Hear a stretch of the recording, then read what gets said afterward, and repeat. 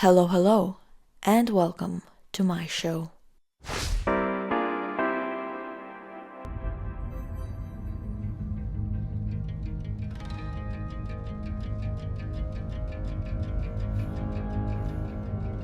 Today, the weather is very rainy and cold and sad. And it kind of makes me want to cry a little bit and call my mom. But you know what doesn't make me sad? Pancakes. I feel like somebody's staring at me and I feel very embarrassed, so let's go inside. This is my brand new show where we are going to be chatting about life while I am laying in bed, but also making something delicious for lunch.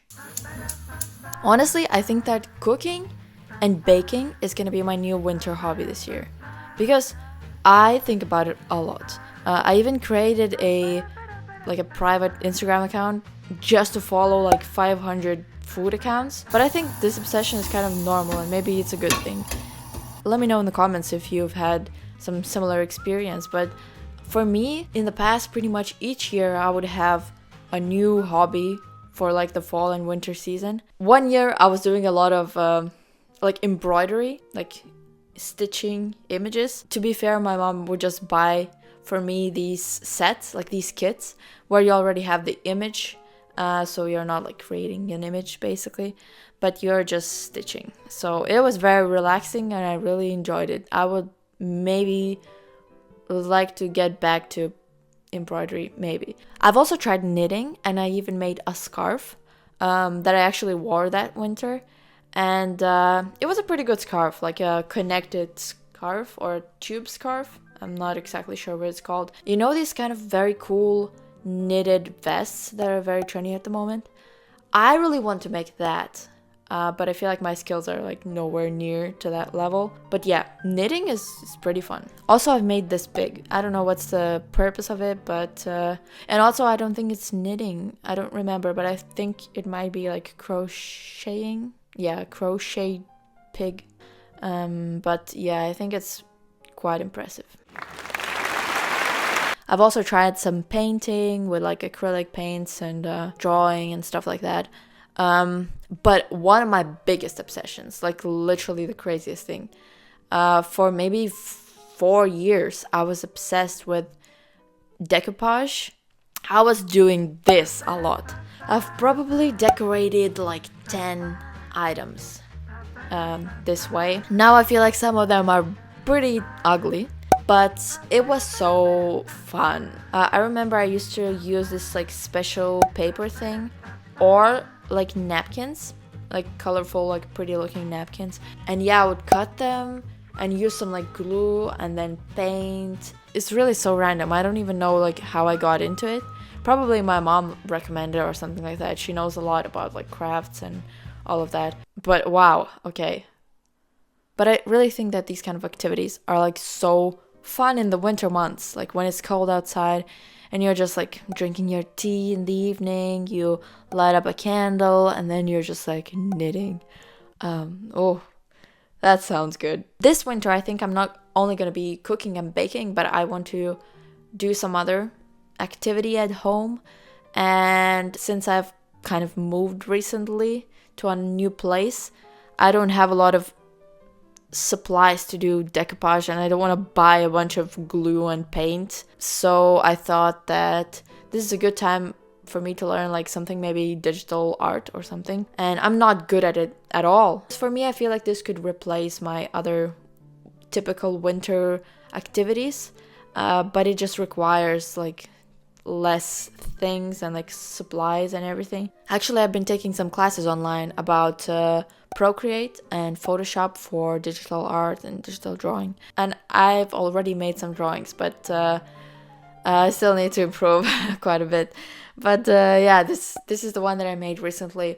I was just sitting in my bed and just like drawing, and it was really a fun evening. Also, this video was sponsored by Skillshare, which is the platform that I use to learn digital art. Skillshare is an online learning community with thousands of inspiring classes for creative people, and I think this is the perfect platform to discover what your new hobby could be, or you could also improve your existing skills. I would say if you're like me and you're interested in digital art but you're rather new to it, I would very much recommend recommend this class called Intro to Digital Painting, Procreate to Photoshop, a beginner-friendly guide by Mimi Chow.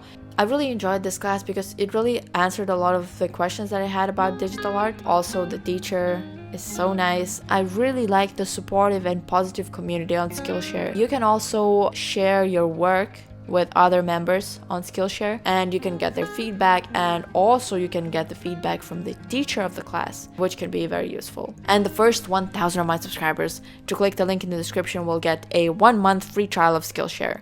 So I really recommend trying it out, and hopefully you'll be able to discover your own new winter hobby this year.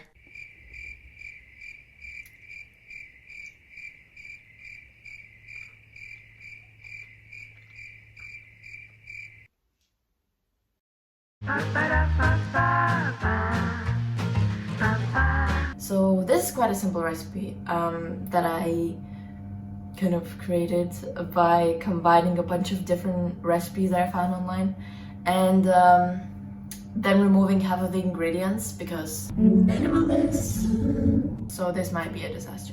Oh, by the way, and I don't have pretty much any of the cooking utensils and kitchen things that are required for this recipe, so this is not looking very promising. I don't have a blender, a mixing bowl, and also, most importantly, I don't have like measuring cups or a scale, so I'm gonna be just eyeballing everything. But listen to me. Limitations help creativity. For this recipe, you will need some oats, and I recommend using thinner cut oats instead of the thicker ones, or like oat flakes, I guess is what it's called. Probably the best thing to do would be to use a blender and blend the oats and make oat flour, but I didn't have a blender, so I just got the thinnest oat flakes that I could find, and it worked pretty well. I would say, like, really good. I really liked it. Then you will need milk of some kind. I used oat milk, and not just any kind of oat milk, but barista edition. You will need a few eggs, bananas, oil for the pan, some honey or any kind of sweetener, agave syrup or maple syrup or whatever you have, some liquid syrupy sweetener thing. I used some baking powder as well, and I think that it improved the fluffiness of the pancakes, although these are oat pancakes, so they're like really, how to say, they're very dense and kind of heavy. Maybe baking powder improves the texture a little bit. Some 85% dark chocolate, my favorite kind. Some cinnamon, of course, I add cinnamon to everything. And that's all the ingredients that you will need. So I would say that doing this in a blender would have been much easier, but I also know that not everybody has a blender at all times, so it's totally doable without all of the appliances, so it's all good. I remember when I was living in China, I would sometimes make pancakes similar to this. I would use oats, banana, and eggs. Like, that's literally all that I would use. Yeah, it was kind of like a comfort food, like really delicious, nice pancakes. So it's like literally 3 ingredient thing, but I just added more things into this recipe, but you can simplify the recipe and I think it would still work. Although when I used to make the 3 ingredient pancakes, it would fall apart most of the time, and this time they really like kept their shape. I'm literally just eyeballing everything. The consistency should be something like that, and I also added a little bit of salt into this pancake dough.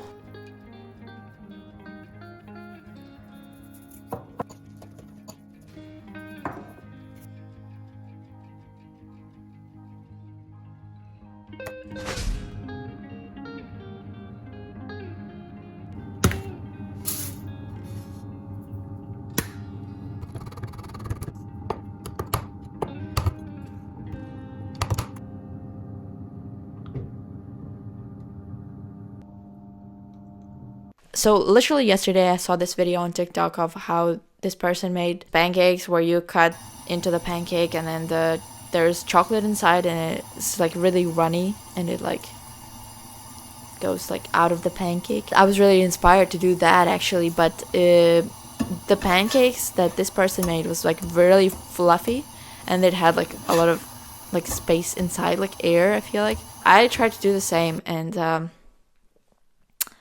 I made this one big pancake with quite a lot of chocolate, I would say. And very, very sadly, it was not what I expected, but it was still like really delicious. Do you see? It's kind of... That's what I was going for, but yeah, so it's kind of a little bit soft in this part of this pancake. So that's what we're working with. If you like sweet things, maybe you could add sweeter chocolate because it was not that sweet. But if you are like me and you don't really need something like really sweet, so this is the perfect amount of sweetness.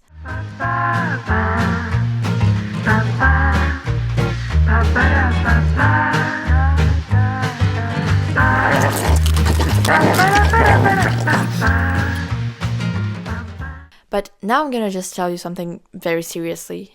I really do believe that having some kind of a hobby or an activity that you can do on your own, in your own house, like whenever you want, can be very useful and necessary and helpful.